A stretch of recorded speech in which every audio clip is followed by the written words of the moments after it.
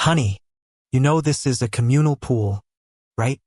A shrill voice cut through the perfectly humid afternoon air, instantly shattering the peaceful shimmer of the water as I adjusted my sunglasses. I blinked, utterly bewildered, and turned to face the self-proclaimed Homeowners Association queen, Carol, her floral print muumuu a blinding beacon of self-importance in my own backyard. A wave of disbelief washed over me, so thick I could almost taste the chlorine mixed with her sugary sweet perfume. What on earth was she talking about? I just finished paying the final installment on the custom-built, in-ground pool that had been my dream since I bought this house a year ago. She's staring right at it, with her hands on her hips, a smug, unshakable look of righteous indignation on her face, as if I'd just stolen candy from a baby, a look that promised a confrontation. Oh, you've got to be kidding me, I thought, a low, guttural sigh escaping my lips as the sun beat down on my skin, making the day suddenly feel a lot hotter. Is she insane? I'm sorry. What? I finally managed to croak, the words feeling foreign in my throat, my mind racing to process this absurdity. She didn't even flinch, just leaned forward slightly as if imparting a great secret wisdom. The official survey from the developer clearly states that this parcel of land, and therefore the pool, is an homeowners association amenity for all residents to enjoy. Her voice was a grating, condescending purr, and the insincerity of her honey was so thick it felt like I could scoop it out of the air. The faint smell of chlorine mixed with her cloying perfume made my stomach churn with a sick mix of frustration and disbelief, and I just wanted to scream, "Are you for real?" I felt a knot tighten in my chest, a familiar, hot anger that flared up whenever someone tried to bully me. The sound of a lawnmower in the distance hummed in my ears, the only sensible thing in this insane situation. She went on, "We'll be issuing a community key and updating the resident handbook, so if you'd like to use it, you'll need to sign up for a time slot." My breath hitched. Sign up for a time slot? In my own pool? The gall of this woman was truly something to behold.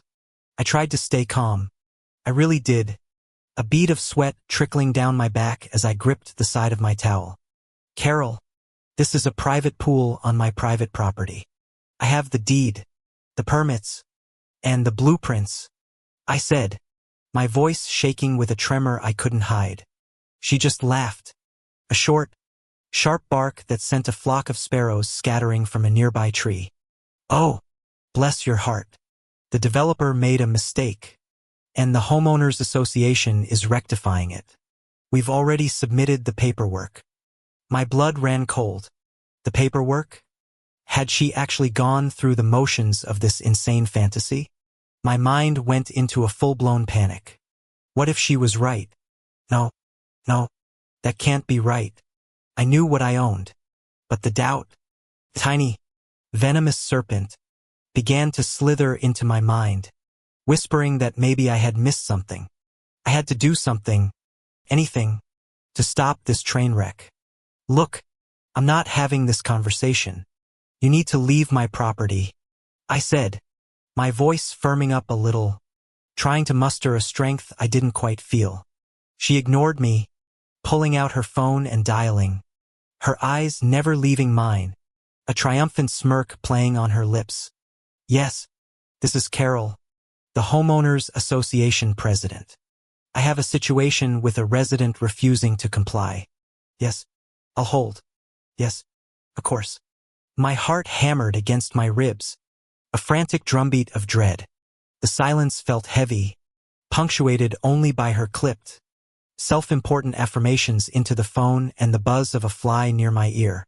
I was trapped in a nightmare, a single absurd, unyielding scene playing out in slow motion. I watched her, my brain working overtime, replaying every interaction, every paper signed, every payment made. A small voice in my head urged me to run inside, to find the documents and shove them in her face. But I stood my ground, frozen by the audacity of it all. Finally, she hung up, a satisfied, predatory smile spreading across her face. The police are on their way to mediate. My stomach dropped. The police? For a pool? Couldn't help a dry, bitter laugh from escaping, the sound more of a choked sob than anything else. A few minutes later, the unmistakable wail of a siren grew closer, then stopped just outside the front of my property. My neighbor across the street, Mr.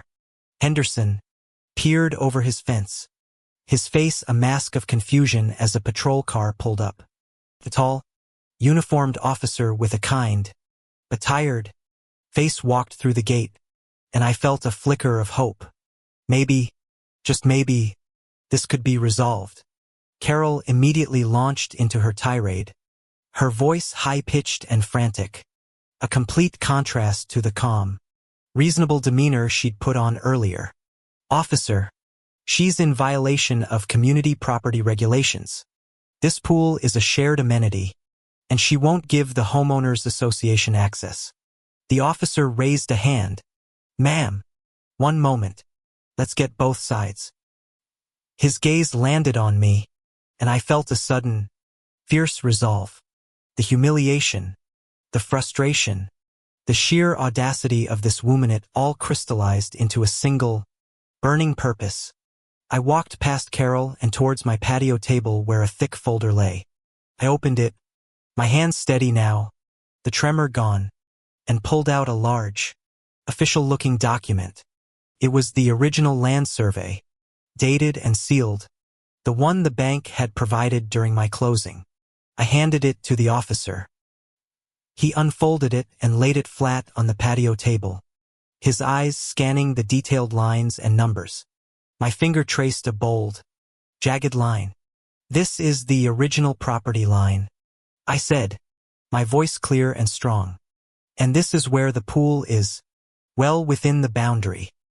He looked down at the map, then back at me, a slow, disbelieving smile starting to form on his lips.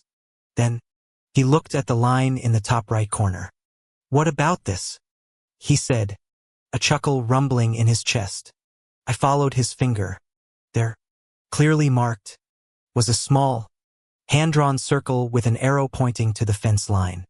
The words next to it read, "Property line extended 10 feet beyond existing fence to accommodate future landscaping and recreational structures." Initialed R.G. It was the signature of the original developer, Ronald Gribble.